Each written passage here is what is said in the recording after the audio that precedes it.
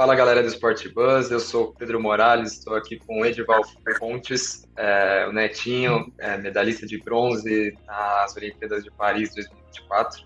Queria agradecer primeiro a presença, Netinho. Pô, cara, eu que agradeço estar aqui falando um pouco aí da minha caminhada, um pouco da minha história e também de taekwondo, né? Que é super importante. Então vamos começar. Primeiramente, eu quero falar do início, né? Lógico, você começou Uhum. muito cedo no Taekwondo, né? Queria saber como era a sua cabeça na época, quando você começou. Pensava em virar um atleta de alto rendimento já ou era só uma diversão?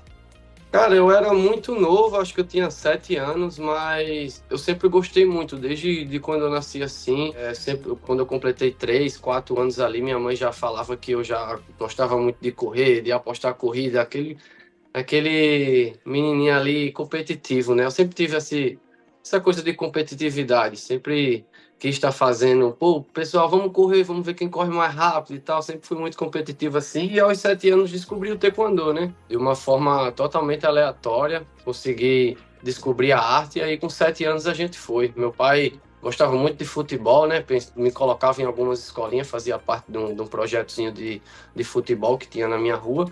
Mas aí, a partir do momento em que comecei a fazer o taekwondo, me apaixonei, meu pai, mais ainda, mais do que eu, e a gente começou a viajar, e aí foi a paixão à primeira vista. E exatamente isso que eu ia questionar, em que momento que isso mudou para você? Você passou a vislumbrar objetivos maiores? Cara, com 9 ou 10 anos eu me formei faixa preta porque para ir para brasileiro, essas coisas assim, não importa se fosse infantil, juvenil, tinha que ser faixa preta.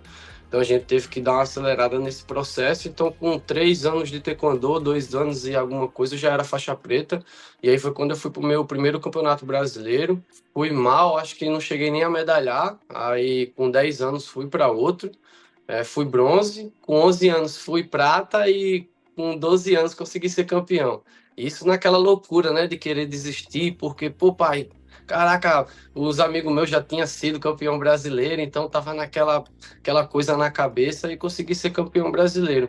E aí foi quando meu pai falou, foi, ó, Netinho, vai ser difícil, vai ter muitos momentos que a gente vai perder e tal, mas o negócio é não desistir, continuar trabalhando que tudo vai dar certo. E assim foi que foi começando essa paixão e querendo tá dentro do taekwondo e tá querendo fazer daquilo minha vida, né? Então foi quando cheguei com 14 anos, meu pai me perguntou se eu queria isso mesmo para minha vida, que aí a gente começou a viajar, procurar melhoras e foi quando eu saí da Paraíba, né? Saí com 15 anos, eu acho. Fui morar em Brasília, que os treinamentos já eram melhores, tinha uma quantidade maior de treino por semana e foi aí que começou, foi ali que a chavezinha virou assim, eu disse, pô, vou viver disso aqui. E é isso. Aí foi quando eu entrei na seleção brasileira, né? Aí deu tudo certo. Isso aí era uma curiosidade que eu tinha já. Você cresceu como uma potência, uma promessa do esporte desde cedo, né? Imagino que Uhum. há um turbilhão de sentimentos e de expectativa, tanto sua, da sua família, dos seus Não, com certeza. treinadores. Não, Como que e você lidava com isso?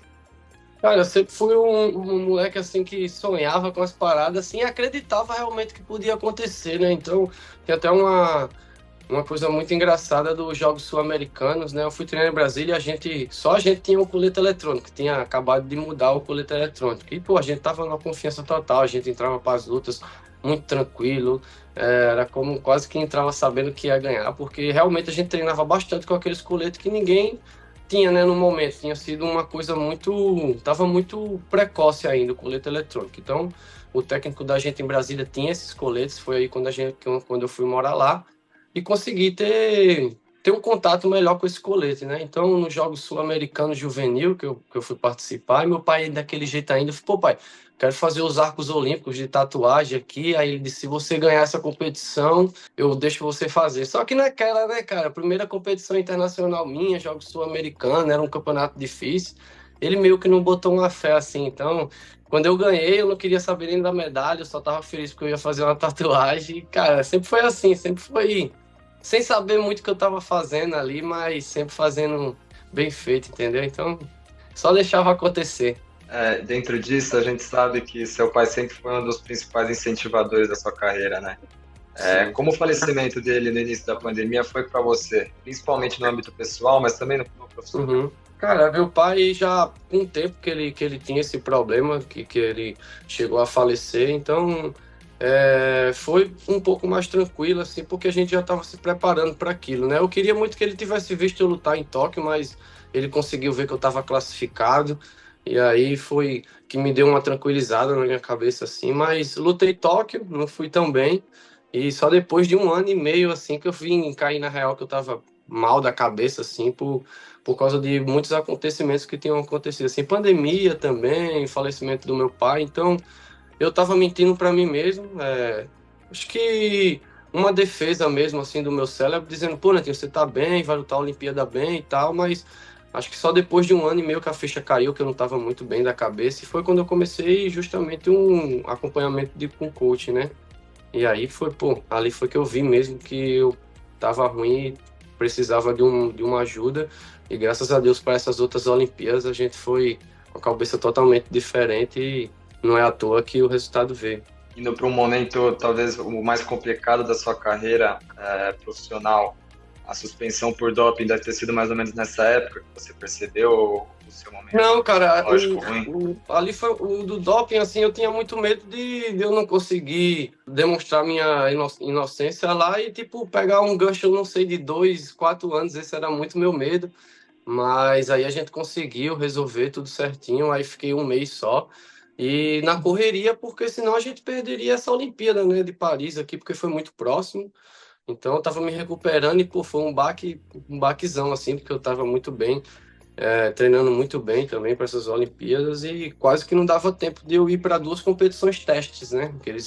O pessoal estava escolhendo 4 atletas ainda para representar o Brasil no qualificatório, então eu tinha que mostrar resultado nessas competições e a gente não sabia se ia dar tempo, mas graças a Deus tudo foi resolvido.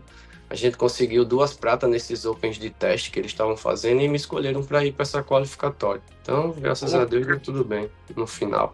como ficou esse processo no final? Você foi realmente considerado inocente ou o exame Cara, eu foi não vou considerado saber errado? explicar direitinho assim. Só sei que, tipo, o gancho foi bem pouco. A gente conseguiu, com algumas provas lá, demonstrar que, tipo, não foi por maldade, essas coisas assim. E a gente conseguiu só, ficamos 1 mês só. Foi muito pouco, assim. Última curiosidade, sabe me falar qual foi a substância positiva? Ah, não, prefiro não falar.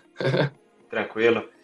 Vamos para É. coisa boa então. Você conseguiu diminuir a pena e a classificação para Paris Sim, com logo no primeiro certeza, não, torneio. deu tudo certo, graças a Deus. Pô, Diego, meu técnico, sempre teve ali, pô, não tenho nem palavras para agradecer a ele, assim, foi um cara que, mesmo com essa coisa do doping ali, sempre teve do meu lado, tentando resolver, porque realmente foi um cara que acreditou mesmo em mim, e depois deu tudo certo, depois que a medalha tava no peito, lá na mão, a gente só faz lembrar e dar risada hoje em dia, graças a Deus. O fato de você ter conseguido a classificação no primeiro torneio depois que foi liberado facilitou a preparação por uma corrida pela medalha? Cara, na verdade, taekwondo é bom, a gente só tem tempo se a gente classificar por ranking, né? Porque aí a gente tem mais uns 7, 6 meses para treinar. Por essa competição, que é a qualificatória, é 3 meses antes da Olimpíada, né? Então, é uma competição muito em cima. A gente conseguiu ir, depois, quando a gente voltou dessa viagem, não teve nem descanso nem nada já, a preparação para a Olimpíada, que já estava bem perto já. Então, é sempre bom classificar por ranking. Por esse qualificatório aí é mais complicado. E chegando lá em Paris, como estava seu mental e seu físico? Sempre confiante, realmente poderia subir no pódio? Não, cara, tava muito bem dessa vez. Da outra vez foi muito. Como é que se diz? A gente treinou bastante, treinava demais e se matando assim. E, cara, era uma coisa que não tava me fazendo bem. A gente foi pra Sérvia, né? Quando a gente foi se preparar para Tóquio e a gente ficou num hotel por muitos dias e só fazia treinar, voltar pro quarto. Então tava uma coisa muito, muito ruim, assim, né? Não ruim, mas não sei, não tava legal para mim. E aí eu vi muita gente que medalhou na Olimpíada passada de Tóquio e fui meio que olhar assim, comparar um pouco da preparação do pessoal e era uma preparação assim mais mental, né? O pessoal queria estar bem, queria estar, não sei, curtindo aquele processo olímpico, né? Então foi isso que eu trouxe para essa Olimpíada de agora. Falei com o meu coach, falei, pô, cara, eu vou me preparar, vou treinar pra caramba, mas os meus últimos 15 dias antes da Olimpíada eu quero estar em casa, tranquilo, treinando bem tranquilo, dando risada com todo mundo. Não quero estar com aquela coisa de Olimpíada, Olimpíada e tal.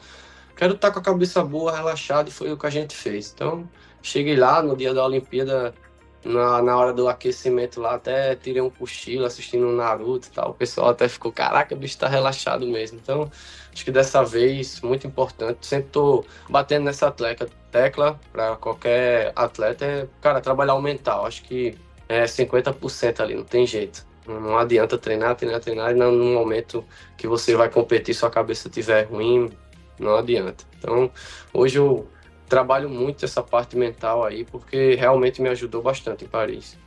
Em cima da situação física, a gente sabe que você costuma lutar na categoria de 74 quilos, né? E precisa Sim. descer para 67 nas Olimpíadas. Quanto que isso influencia na performance? Cara, depende muito do tempo, né, que eu tenho. Às vezes eu consigo até lutar bem se eu faço uma preparação aí de baixar, para começar a baixar o peso, que nem foi para as Olimpíadas. A gente começou com 2 meses, então foi mais tranquilo, né? Normalmente eu peso, não sei, 78 quilos, então são 10. Mas começando com muito tempo antes, assim, é bem tranquilo. Chegar a 72 quilos ali a gente desidrata, então é bem tranquilo mesmo se fizer com muito tempo. Agora, se faz ali com 20 dias, 25 dias, aí fica pesado. Mas com o tempo agora, eu com 26 anos, o corpo meu que não responde igual como era mais novo, né? Então a gente começou a mesclar um pouco, lutar algumas competições no 74 e algumas no 68 para dar uma aliviada. E os pontos do 74 a gente consegue escolher, né? Se vai para o 68, se vai para o 80, então não muda muita coisa, né? Agora, começando a falar da competição nas Olimpíadas, né? A sua derrota na estreia não é de todo mal, porque o Taekwondo dá uma segunda oportunidade, né, para quem perde para finalista. Essa luta em si, você acha qual você acha, na verdade, que foi seu principal erro para sair derrotado? Cara, a gente, quando saiu a chave, a gente até olhou assim e falou, cara, é um adversário muito difícil, a gente já lutou com ele, perdemos, mas é o seguinte, né, tem um dia que chegou pra mim e falou, a gente ganha, quem ganhar de vocês dois vai pra final. Então, tipo assim, se você ganha, a gente é medalha de prata e, tipo, pra frente ali, não tem uns caras melhor que ele ali, acho que o melhor é você e ele aqui, quem ganhar vai para a final, eu acredito nisso, o Diego me falou. E também é bom que se a gente perder, ele vai para a final e a gente tem chance de uma repescagem. E aí você vai ter que se virar na repescagem. Não, Diego, mas a gente vai ganhar dele, fica em paz. Aí terminou que a gente perdeu no terceiro round, ganhou um round, ele ganhou outro, perdi no terceiro, né? Então também sentei e deixei minha cabeça atenta, né? Fiquei, pô, ele vai passar para a final, a gente tem mais 2 lutas, vamos continuar com a cabeça boa. E foi o que eu preservei ali, né? Ficar com a cabeça boa. Fiquei um pouco triste, falei, mandava mensagem para minha namorada o tempo todo, pô, tô mal demais, porque eu tava muito bem, acordei muito bem, sem nervosismo nenhum. Parece até que eu não ia lutar uma Olimpíada e não sei porque eu perdi e tal, mas o pessoal me colocou conversou comigo assim, falou, pô, cara, prepara a tua cabeça, se prepara aí que tu vai pra repescagem, se Deus quiser conseguir esse bronze. Foi aí que a gente fez. Eu lembro eu assistindo a luta assim, e o turco na minha frente, né? Se o Jordânia passasse para a final, lutava eu e ele. E aí a gente assistindo a luta bem perto, assim, o Zaid, que é o jordaniano, passa para a final, aí a gente meio que se dá uma olhada assim, um olha pro outro, e vamos embora, filho, eu e você agora. E aí, graças a Deus, consegui ganhar dele. E aí o espanhol já tava esperando a luta há muito tempo, né? Então, o meu que eu já tava aquecido, tava saindo de uma luta contra o Turquia para lutar com um cara que, tipo, tava esperando há muito tempo, mais frio que eu. Aí foi só me alimentar de coisas boas, né? Pô, Netinho, você tá melhor que ele, você tá muito aquecido, o cara faz tempo que o cara tá parado. Vamos aproveitar essa euforia que a gente tava e continuar chutando, e foi o que deu certo. No terceiro round ali com o espanhol, eu confesso que eu fiquei meio assim com 0-0, eu disse, aí meu Deus, não vai sair ponto para ninguém, vai ser essa dificuldade mesmo até o final, e foi ali onde eu consegui fazer 2 pontos e consegui ficar me defendendo até o final. Mas foi loucura, foi loucura.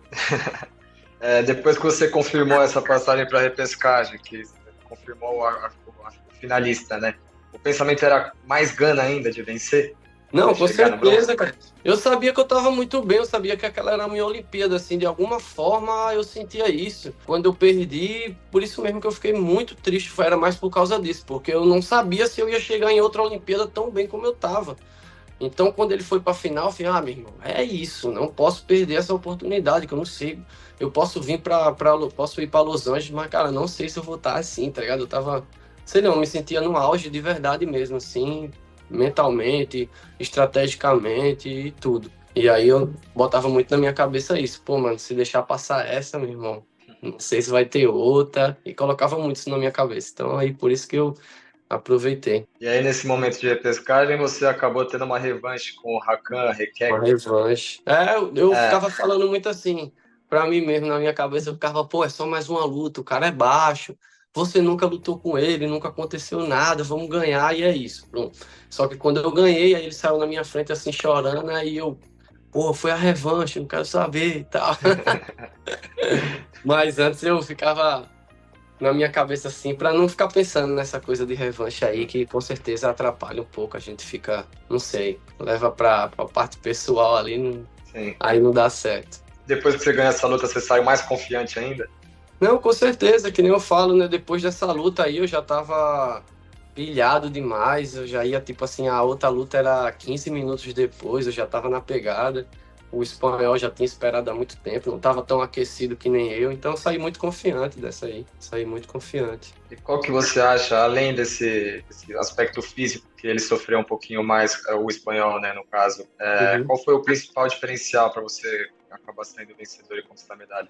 Cara, eu e ele sempre eu acho que a gente tem 6 lutas, 3-3, tá ligado? Tipo, a gente às vezes vai para um circuito, agora mesmo nesse do Canadá e Estados Unidos que a gente foi no começo do ano para decidir quem o Brasil ia levar para o qualificatório, ele tava nas duas. Então eu ganhei dele no Canadá e perdi para ele nos Estados Unidos, em coisa de uma semana, entendeu? Então a gente sabia que ia ser isso.